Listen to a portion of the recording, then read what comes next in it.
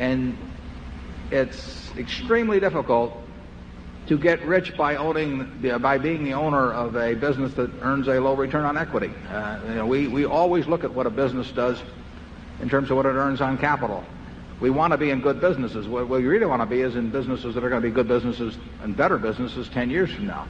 And we want to buy them at a reasonable price. But many years ago, we gave up what I've labeled the cigar butt approach to investing, which is where you try and find a really kind of pathetic company, but it sells so cheap that you think there's one good free puff left in it. We used to pick up a lot of soggy cigar butts, I had a portfolio full of them. And there were soggy cigar butts, I had a portfolio full of them. And there were free puffs in them. And B, we don't find many cigar butts around that we would be attracted to.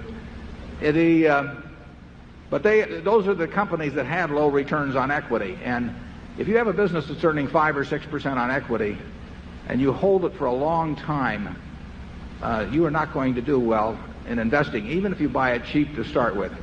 Time is the enemy of the poor business, and it's the friend of the great business. If you have a business that's earning 20 or 25% on equity, and it does that for a long time, time is your friend.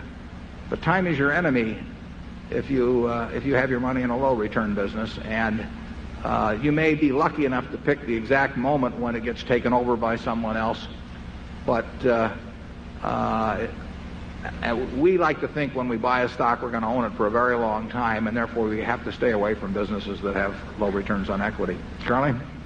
Yeah, it's not that much fun to buy a business where you really hope this sucker liquidates before it goes broke.